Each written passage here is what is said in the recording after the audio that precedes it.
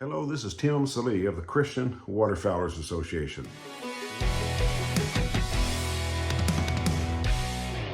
Welcome today to another edition of the Blind Bag Soul Gear for Waterfowlers. I love bringing these every week, and we're a little bit late getting this one to you this week. Been really busy with work and preparing for the banquet that's upcoming. We'll share more about that later, but one of the things that I was thinking about, and I've titled this No Risk, No Reward. After I had started duck hunting, this is back in around 1988, sometime back then, mainly we hunted the river valley in the northwest Arkansas, the western side of the state. That's where I would, lived in Fort Smith, and so it wasn't that far of a drive to head down to Dyer or places like Alma, Mulberry, close to the river where you could put in. We'd find spots along the river. The only thing is, after doing that for several years, 3 or 4 years,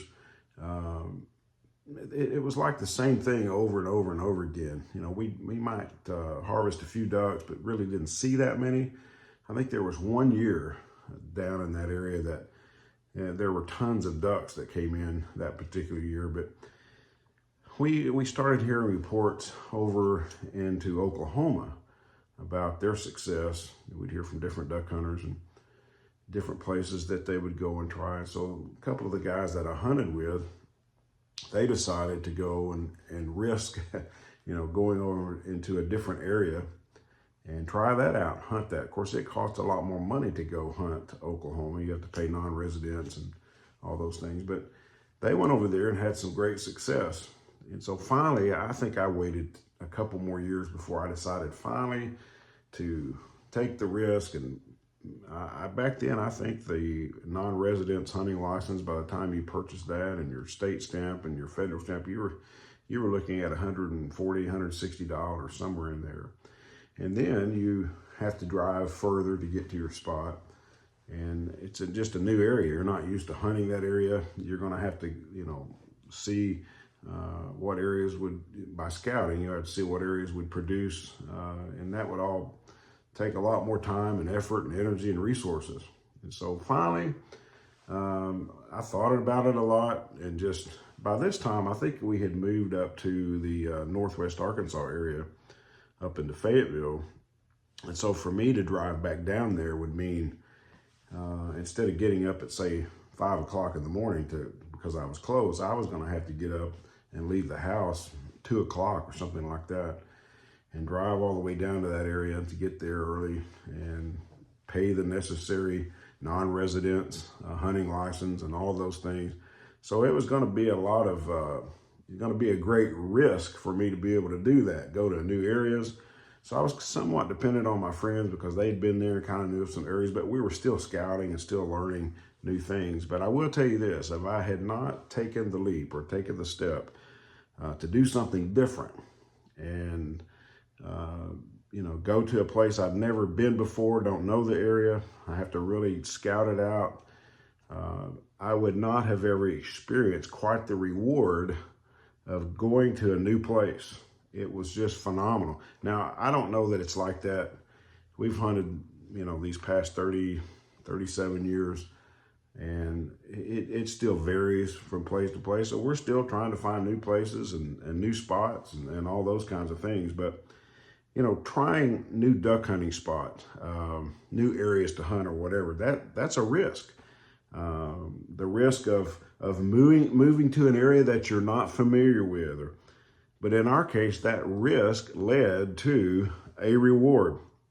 Duck hunting often demands bold risk for big rewards. You're wading in the dark into that icy marsh.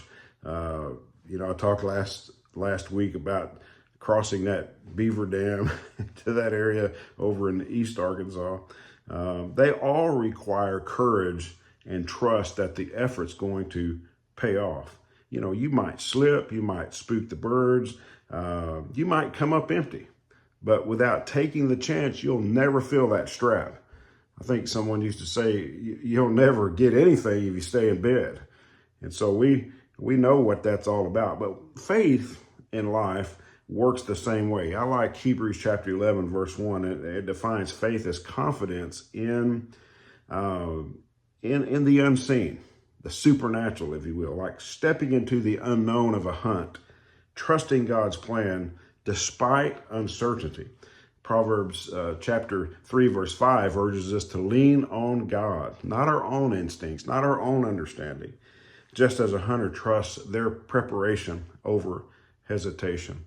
You know, when you think of Peter stepping out of the boat to walk on water towards Jesus in Matthew chapter 14:29, he risked the waves for the reward of going to Jesus and meeting Jesus. He never would have known what it was like to walk on water had he not have taken that step. When Jesus said, come to him, he would never have known what it was like to walk on water had he not taken the step out of the boat. That is so good. You know, in hunting, stepping out might mean braving tough conditions or trying a new spot. Well, in faith, it's acting on God's call, forgiving, serving, sharing his love despite fear or doubt. The reward of a closer walk with God, like a successful hunt, comes to those who take the leap, take the step of faith. So how do we apply this? Well, next time that you hesitate to cross a tough slough or make a bold call or whatever, to go to a new location, to a new spot, it's a chance. Yes, it is. It is a risk. Also spiritually, it's a chance to trust God's strength. Reflect on one area of your life where God's asking you to step out in faith. Take a small, courageous step this week. Maybe it might be by the end of this day, you'll go ahead and say, yes, Lord, I'll take that step. I'll trust you. I'll trust you for the outcome. Remember, no risk, no reward. Take that step of faith. If God's speaking to you, we did that many years ago when we pastored a church in Hot Springs, and we really felt led that we were to move to the Northwest Arkansas area. And it took a risk of moving to another part of the state, uprooting everything there, moving to a new land, a new opportunity. And I thought about how had we not taken that step to trust God, we wouldn't have the CWA today. I think about that. We moved here years later, 17 years later or so. We resigned the church that we had started here, built here in 2015 to do the CWA full time. And we've been doing that since. Well, I want to pray today. Would you pray this prayer with me today? Say, Lord, give me the courage to take risks for your glory. In the marsh and in my faith, help me trust you when the path is uncertain, knowing your rewards are worth it. Amen. That was an incredible word. I know that will encourage you. Take the time to maybe go back and rewatch this, write those scriptures down, read those scriptures this next week. If you hear God nudging you or speaking to you saying, hey, do this, and you're thinking somewhere in the back of your mind, you say, I don't know if I can do that. Well, if he's calling you, just trust him and take that step, and he'll be with you every step of the way. That is powerful. Let me share with you something. I'm going to be sharing this again next week and right up until our banquet.